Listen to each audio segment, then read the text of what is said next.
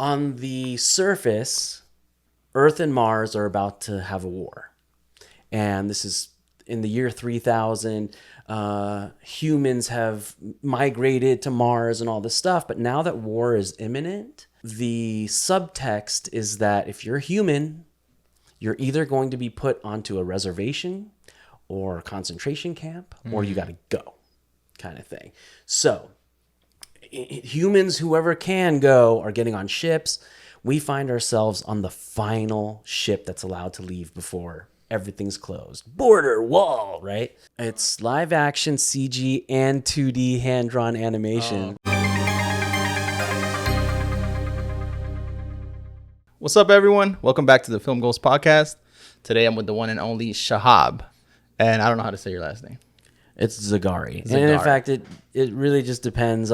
It's interesting because it has an R in there that somehow gets silent in the English language. Okay. So it's Zargari, but it's such a soft R that I think when, in American English, it's just Zargari. So somehow that first R gets missing. Okay. But yeah, Shahab Zargari. Okay. So, Shahab, you're a filmmaker. You're director. Yeah, I direct, videographer. edit. Yeah, tell us a little bit about what you do and how you got started. So I've, as far as how I got started, and not to bore anyone, but I've always had cameras in my hands since I was a little kid, shooting photography. And I do feel that photography is very related to film because it's all composition, it's all lighting. You add the layer of audio and now you've got, a film. And so it's all related. And I've been a photographer my whole life, for fun, not even trying to do any goals, just always have cameras on me.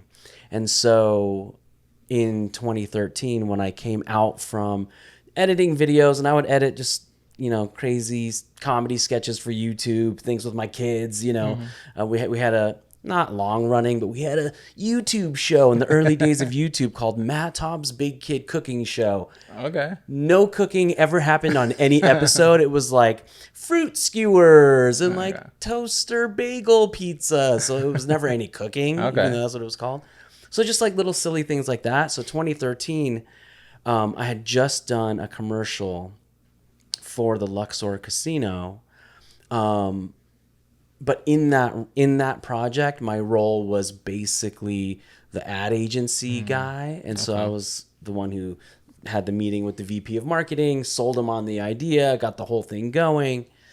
So it was almost like, in like the Mad Men kind of thing. I was the account exec that made it happen. So I didn't direct it. I didn't edit it. But that commercial, which again, for Luxor, what I mean?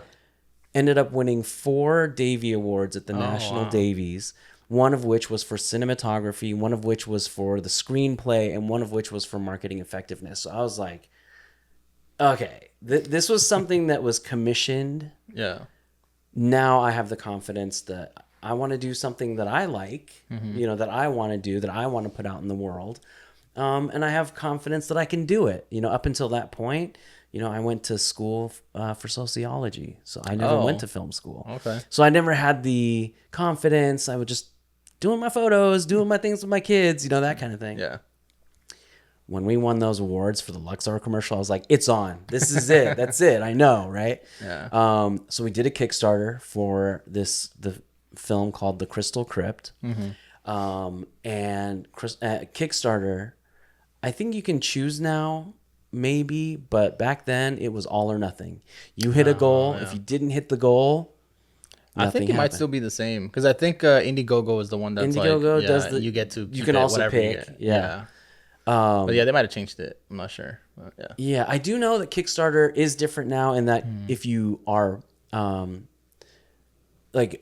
if it goes through, you can still continue to sell items on your page. Okay. That's kind of new, whereas before it was like the campaign's over.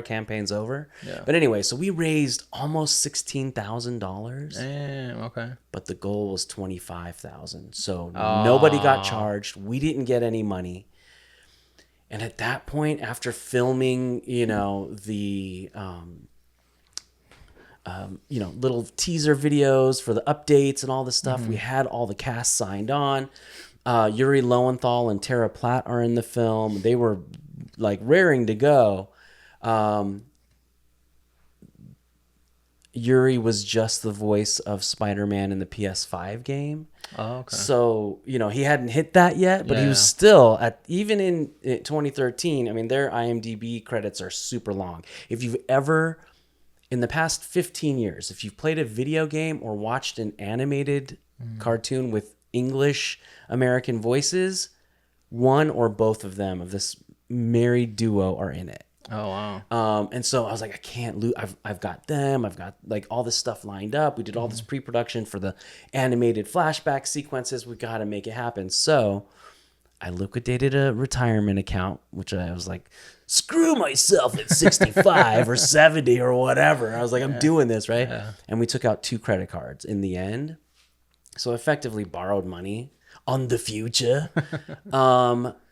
But that, and that was my first time directing. I was always the editor, editing commercials and, different things. Mm-hmm.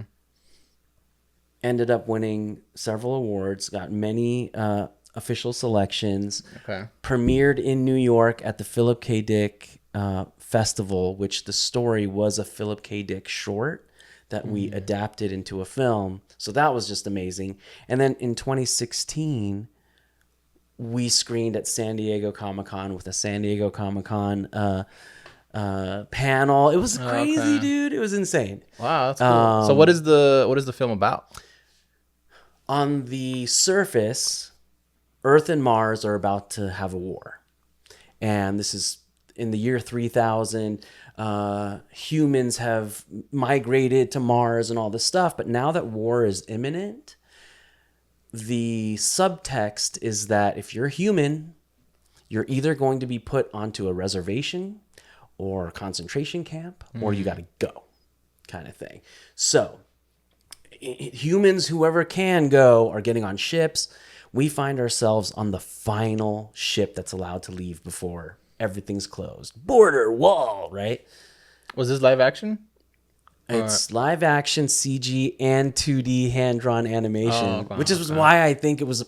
I think that's why Comic-Con was like, that's cool, Okay. Yeah. And that was taken from Philip. What did you say, Philip K. Something? Philip K. Dick. So his books were made into Minority Report, Total Recall, Scanner Darkly, Blade Runner. I mean, the guy, Adjustment Bureau. They've done a lot on his... it was always futuristic paranoia kind of stuff. And so luckily this story was in public domain. So we just kind of adapted it. Anyway, yeah. So that set everything in motion. Before that, I was just doing stuff for fun for YouTube. And then after that, got that kind of accolades. I was like, all right, well then now that was when I started introducing myself. Hi, I'm Shahab. I'm a filmmaker. And that's cool, man. Going from there. Yeah. So I'm curious, like, to back up, like, a little bit. What made you pick up a photo camera? Because you say you were doing photographs since you were a kid or whatever. So how'd you pick that up? Or Well, so I was born in 1978, and there was no digital cameras. Like, to take photos, just it aged was yourself. film. Like, it wasn't, it wasn't like I'm just gonna do that. It's just in the same way that I think Gen Z uses the phone to do selfies and checks and just like taking pictures of everything, and then they do a thing on Instagram where it's June and it's all their photographs. I think just inherently humans, we love capturing moments, and I no different with me, but I've always loved film. I mean, it's very expensive, but I still shoot on film and develop it and all this. Just back in February, I had my first solo exhibition, which was so kind and so nice. It was a photography studio called Spacecraft, where I actually met Allie that you had on the show. And it was really nice that they asked me, because it wasn't like it was my idea schmoozing. Like, hey, could I have a thing? They were like, we would like you to do this. And I was like, well, I don't paint. Like, I don't have like a repertoire of canvases I can just pull out and fill this did you know huge space. they knew you were a photographer, or how did that happen? So Jorge came on to be their artistic director, and so he was tasked with doing these activations. Basically, they had one location, and I don't want to speak for them, but they had one location that was kind of like by Arts Factory. Then they moved over to by like Main Street, kind of behind like the breweries. And I think they needed the foot traffic. They needed people to realize they moved and there's this new spot. And, Gotcha. you know, and so he was tasked with that. So he was like, I love your stuff. Let's do it. So I'm like, you know, and I didn't have all this money to like make these huge, because again, I still do photography. I was like, I can't do that. But what is something, so I had to get clever. Ever since I was a kid until today, I have film cameras filled with rolls that I always develop, and I always get 1 or 2 copies of the 4x6s. So I'm sitting on tens of thousands of 4x6 photos. So I went on to dollartree.com, bought 115 of the same frame. And because it's a post-COVID world, I didn't even have to pay shipping. I just went curbside to the Dollar Tree by my house, picked up these huge boxes. Amazing. We only broke a few of them, which was fantastic because they're really just cheap. Yeah, dollar store. Cheap. The glass was like as thin as paper. Horrible, but amazing. Thanks, Dollar Tree. And so on their wall, have you been to Spacecraft? Yeah. So you know how it's brick? Yeah. No, I remember seeing your gallery. Yeah. Oh yeah. But go ahead, do it. Maybe yeah. that's. I wasn't. I don't think I was there for the gallery, but that's where I met you probably. Yeah, yeah. So go ahead. Go ahead. So it was. I was like, how am I gonna make this like all these fit? So everything that was on the wall was from the past 10 years of my living here, because we moved here from Southern California, right? Just Nevada, and absolutely none of it was work. It was when the muse told me, you need to capture this with your, fun camera. Okay. So it was a chance to let people that I know from UNLV and the music scene and the film scene and like all the different things that I kind of have a foot in, they all, from all those different walks of life, came to see the same thing, the private me, And then in the 2 other rooms, we had 10 years of my films on a loop, but one room was the movie. Did you want the movie theater aesthetic where it's dark and it's like bright screen, or did you want the Netflix room where it had a little living room and the TV in there? It was playing the same loop, but which aesthetic did you want? Okay. No, that's cool. Yeah, very like artistic. I remember seeing like the photos and everything. So the concept was just Nevada, but there was not people in it, right? necessarily. Or just like your personal... It's basically your personal my journey. Personal art. Okay. Yeah. Like everyone knows me. Again, some people are like, that's the marketing guy. That's the UNLV guy. So a lot of people don't know the artistic side. Even my films, like it's... I must say I do have amazing, lovely friends, and they support me a lot. But, I think more people that don't know me have seen my films than vice versa. Gotcha. Yeah. So it was a chance to share that with everyone. Yeah. That usually happens too. Like, outside people or strangers will watch your work or check out your work, and your friends are just like, oh, very cool, and then move on. So, all right. So now let's move on to the Crystal Crypt. That's what it's called, right? And like, how was the experience of going to Comic-Con? Like, have you been there before? Have you seen? Like, did you know what it was? The years prior, so in 2012, my brother and I published a novel, which was insane. I never thought I'd do something like that. He wrote chapter 1, cliffhanger, sent it to me, and this was in the days before Google Drive existed. So it was like emailing files back and forth. So then I wrote chapter 2, then he wrote chapter 3, until we hit the end. Then we spent a week in San Francisco, away from work, away from family, and just edited the thing. Worked on it. Got an amazing artist who did covers for Batman and stuff like that. And R.I.P. He has since passed away. But Brian Ewing did the cover art.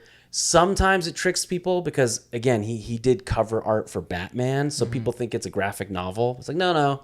It's actual words. But anyway, so when that book came out, we were so happy and so proud. And Brian Ewing, again, R.I.P., he said, hey, man, I have a booth at Comic-Con every year. I don't mind putting your thing on my thing and selling. And if people buy it, I'll give you the money or whatever. Yeah. And so I reached out to my friend Jackson Ellis, in Vermont who had a magazine, and I was like, dude, my book can't go to Comic-Con without me there. I gotta go and do my own social media of it and like giveaways or whatever. It's Comic-Con. It's like that's the mecca of Yeah. everything. So film, comics, the whole thing. So he put in an application. I got a press pass. Went to 2012. Guess what? I was still on the mailing list for the press pass. So I let it ride. 2013, went back to Comic-Con. Bye, family. I'm going to have fun. But I'd always come back with souvenirs for everybody. 2014, 2015, man, interviewing, Rick and Morty people, interviewing Guillermo del Toro, like all this different, like crazy cool stuff. Yeah. But I was working. My knees would hurt. I'd have to get from the Marriott to the Hilton to get to that, thing.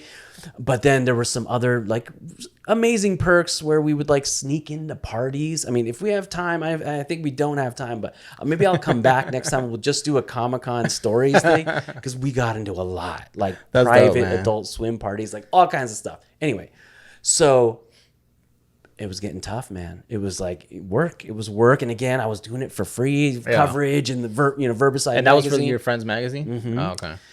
And then 2016, the film got into San Diego Comic-Con. For the first time, my badge didn't say press. It said professional. I got to go to places that even the press couldn't go to. You got to go in 30 minutes before everyone else. Dude, in 30 minutes before everyone else. It was, and not having, my knees didn't hurt. I didn't have to get to this interview or that interview. I was doing whatever I wanted, Amazing. So I haven't been back since because I'm like, you know what? After that, you got to invite me now. Like that's over. Like I'm spoiled.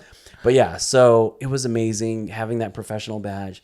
We got our panel, which if you go to the Think Speak Films YouTube channel, the whole panel's on there. They were asking us really like nice, clever questions. Mm-hmm. My friend Jacob Gallegos, who did the first voice you hear on the Crystal Crypt is his, and it's kind of like the PA on the airport, like last flight to Earth kind of situation. He's also an artist in his own right, and he sculpted this Martian head based on the Martian of the film. And so I was like, all right, guys, if you have any questions from the audience, we'll randomly pick one of you to get this thing. And this kid who was at Comic-Con all the way from Paris, France, ended up winning it. Wow. So that went with him back to the world. Crazy. It was really, cool, really man. Cool. Yeah, that's awesome, bro. No, I went as a guest, not as a guest, as an attendee, I guess. Mm-hmm. For like 4 or 5 years in a row. It was fun, man. And I went at the peak of like when like the Avengers were coming out and Batman and Superman and all that shit was all. So yeah, it was fun. I haven't been back in a long time, cool. But yeah, it's cool. Yeah, I'll go back. But having a movie like show at the Comic-Con is pretty dope. No, the crazy thing, the thing that blew my mind, right? So Comic-Con isn't just comics. Well, it's not movies. Just Comic-Con. It's the whole city. The whole city's activations, museums, shows, after parties. I mean, it's the whole town. Yeah, the bars. And, it was absolutely possible that we screened at an off Broadway kind of situation. Yeah. No, we were at the official Comic-Con festival in the Marriott. It blew my mind, dude. I was like, what? So, but it was also after winning those awards at Luxor, I knew. Yeah. I was like, okay. You had it in you. Yeah, exactly. So where can people watch that film? Is that out anywhere? So you can go to thecrystalcrypt.com. It essentially has the trailer, has information there. You can either rent it for super cheap, I think it gives you 48 hours, or just buy it and you get all these different special features with it through Vimeo on demand. Okay. But if people are interested in the art book that we did for it, so in 2023, it was the 10-year anniversary of the film. So I gathered all the behind the scenes stuff, the character designs, the wardrobe designs, the reference photos, because again, we did 2D animation. The animation studio is 7 animation studios out of the Philippines. Arthur Esquera was the director of animation. Amazing. It was actually just as a side tangent story here, it was insane doing that because, again, it was 2013 internet.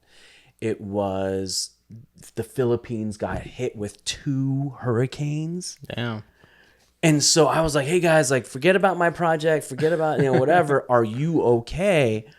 And Arthur would write back and he'd be like, yeah, we're alive. Like, where the hurricanes hit was super far away, but we have had no power for 3 days and we have 12,000 drawings to scan. Oh, wow. Oh no. So there was delays, but anyway, so we have pencil tests in this book.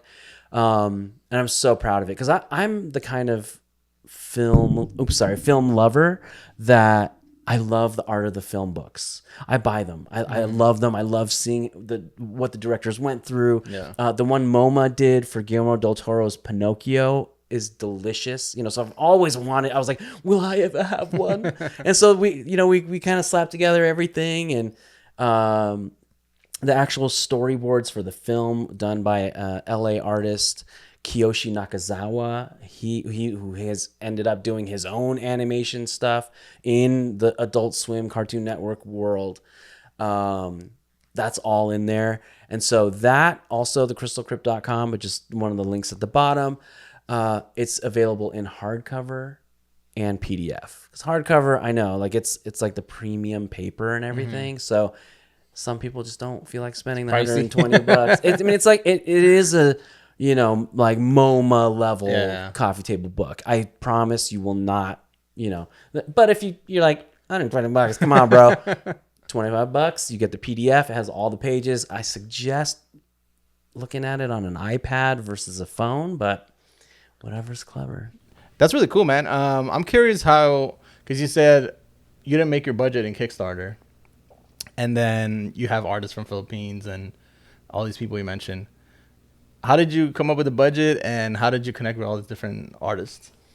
So as far as there's a long list of credits at the end of the Crystal Crypt from all the different departments and different people. The producer was the producer who produced the Luxor commercial. Oh, okay.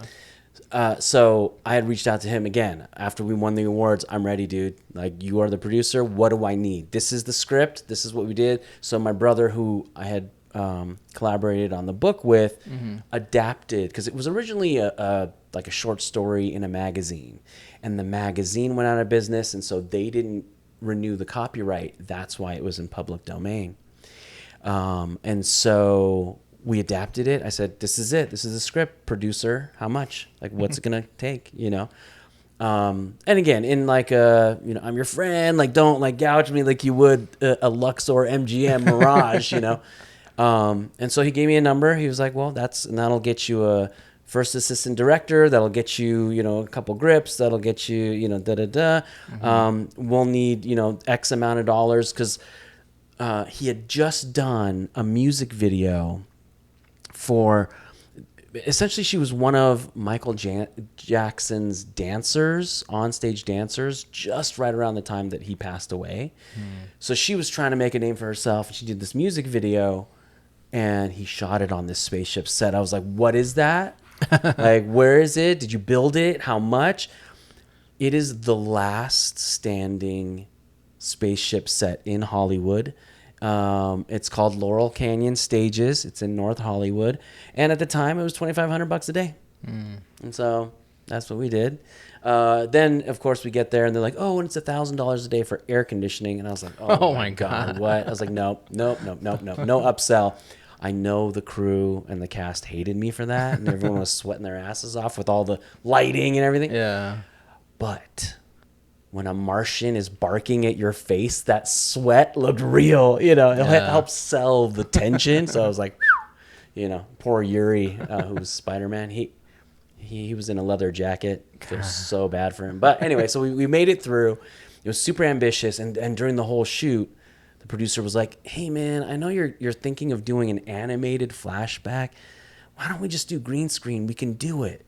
And I was like, no, there's a vision. There's like a thing that because I knew that fleshing out the flashbacks as they were in the original story. It's not like a voiceover. I mean, they're talking like it's an actual flashback. That would have made it a $100,000 short versus a $20,000 short. Even with green screen, dude, you know, I was like, I know, like, and the animation, it did what it needed to. It was hand drawn, so it had that like, almost like heavy metal He-Man era like feel. Which that was a specific choice because and the animators were kind of fighting it because they were like, you know, we do Disney level stuff. It's like, nope, no, I don't want that. I don't want gritty. Don't do it. Like it has to be gritty. Gritty takes longer. The cleaner it is, the easier it is. They can one drop color when it is, you know. Yeah, I made their life a living hell, but instead of 100,000 for flashbacks, I spent 10,000. You know, so it was those kinds of things where, yeah, we still spent money, but in slightly changing the story a little bit, we were able to save $90,000. You know, So I'm guessing that's your biggest project so far, or have you done bigger projects than that after that? And like, how did that help budget you? wise? No, budget wise, that was the most I've spent. But really, the budget on everything comes down to what exactly you're doing. Like my very, very last film that did the film festival circuit was all shot on an iPhone 13 Pro Max, you know, and that in that instance, that was probably the least I've spent on a film. But the project there was, does cinematic mode compete with, you know, does a $2,000 cinematic mode compare with a $100,000 RE? And what do you think? You know, people are like, did it? I'm like, well, I worked on it. I'm not allowed to say, you know, I'm going to be like, yeah, dude. You should watch it and you tell me, Okay. you know. That's cool, man. So yeah, how did that that project, like, what was the aftermath of that project? Because it was your biggest, budgetary. For Crystal Crypt? Or did that just like, that was the start and you just continued to That was create? the start. That was Okay. almost like the proof of concept that I could do, you know, because it's essentially 27 minutes. So that's like a 30-minute Netflix show. Right. You know, so it was like proof in the pudding. I can work with budgets. I can work with things that large, but I can also, you know. And so in a sense, it was proving grounds. In a sense, I had spent that 25 grand and it was like going to film school, you know. Yeah, for sure. But since I work at UNLV and I do interact with the film students, you know, and that's their major question. Well, you didn't go to film school. Quentin Tarantino didn't go to. Is it? You know, I shouldn't say it in that voice, but they don't sound like that. But you know what I tell them is, you know, I had to learn on the fly. I paid the 10 grand for all the crew to be there. I didn't know any of them. I didn't know who was loyal. I didn't know who would break stuff. I didn't, you know, I was kind of. You have a cohort where for 2 years you learn who you can count on. You know that when he's on the Jason Bourne in Vegas thing, he's going to call you because he remembers you work, you know, that kind of thing. I didn't have that, number one. Number two, UNLV film, they take students to Cannes in France. They take them to Sundance in Utah. Yes, I'm a filmmaker, but I've never been to those places. You know what I mean? You know what kind of elbows you can rub at those places? Producers just sitting around, you give them your reel, you send them your Vimeo. I mean, it's just insane. So those are the things. Like, okay, you know, yeah, you can be a film. You don't have to have film school. But yeah, it But helps. It helps. And there's a positive and for both sides, I think. Positive and I think negative. with school Yeah. of any major, you get in what you put into it. Yeah. You know, if you're just taking the classes and then heading to work and then not really caring, that's kind of what it's going to give you. But if you network and you know, learn, I can't say enough about finding your family, finding your crew, you know, and then pushing forward on projects big and small with them. For sure. So any projects you're working on now? Anything you got going on? I have a lot of irons in the fire. I kind of don't like talking about things until they're pretty much done. You know what I mean? Because then people are like, hey, didn't you say you were doing that elf thing? Like, oh, dude, yes, it's not done yet, you know, or whatever. And, you know, the thing, even when you look at big blockbuster films or even small films, it's all, it took 10 years. You know what I mean? For pre-production and then production and all this stuff. Even with his Oscar, Guillermo del Toro had to shop Pinocchio. Everyone was telling him, Oscar nominated, no, it's too expensive. It's too expensive. Finally, Netflix was like, all right, well, we did this other animated series with you. All right, fine. Here's the 12 million, but even for him, it was a struggle. So you're not alone. Sure. It's all part of the process. But yeah, I've got some things I'm working on. We're doing a proof of concept for a sci-fi thing. You are more than welcome to come on set. It's not going to be a closed set. I mean, I'm kind of hoping it, not in a too many cooks in the kitchen way, but I'm hoping anyone who's there and everyone who's there can help elevate it and bring it higher. I mean, you're totally welcome to come. Sure. We're doing it Martin Luther King weekend. That'll be fun. Just a little something to. Are you staying in the sci-fi genre, or have you like just hopped around? What do you enjoy more? Yeah, that's a really good question. So I have kind of jumped around within the sci-fi umbrella, and I didn't notice I was doing that. So Crystal Crypt, that was my space opera. Oh, the Guilt, that was my drama. But again, they don't all necessarily have a crazy twist, but they all have these fantastical moments. My Name is Art, that's totally my Twilight Zone, Black Mirror thriller.